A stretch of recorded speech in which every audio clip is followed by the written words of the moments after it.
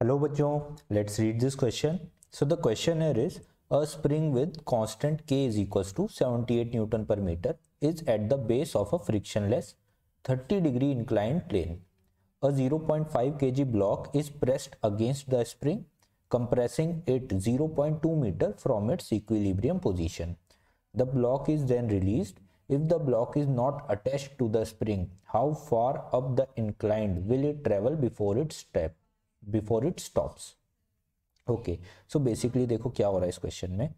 यहाँ पे आपको एक स्प्रिंग मास सिस्टम दिया हुआ है और ये जो मास है स्प्रिंग के साथ सिर्फ कांटेक्ट में है, ये इसके साथ अटैच्ड नहीं है। ठीक है, तो आप जब इसको प्रेस कर रहे हो, लेट्स से ये इधर पहले स्प्रिंग की कोई इक्विलिब्रियम पोजीशन रही होगी इस जगह पे, और फिर आपने इसको प्रेस किया अंदर की तरफ।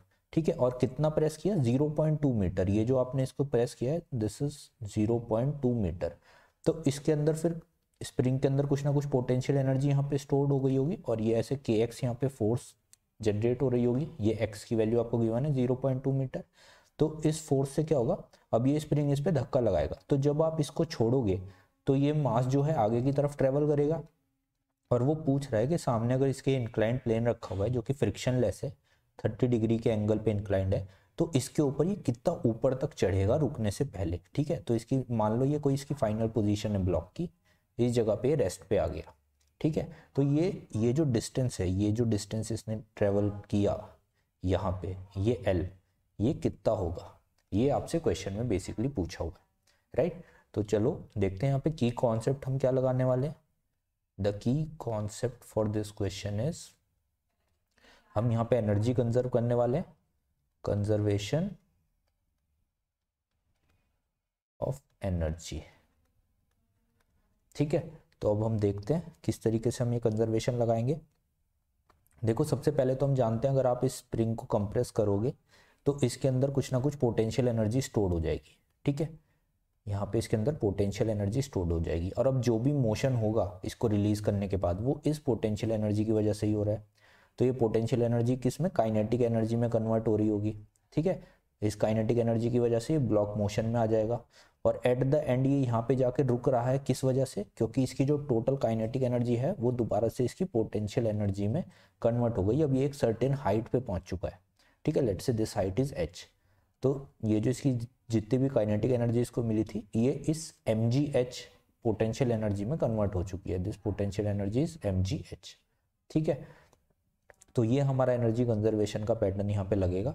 तो सबसे पहले अगर हम देखें जो हमारी potential energy stored in spring कितनी होती है, potential energy is equals to half के एक्स स्क्वायर।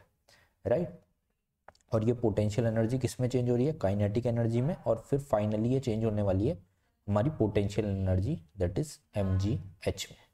राइट, तो ये कंजर्वेशन ऑफ एनर्जी हमने यहाँ पे लगा दिया है।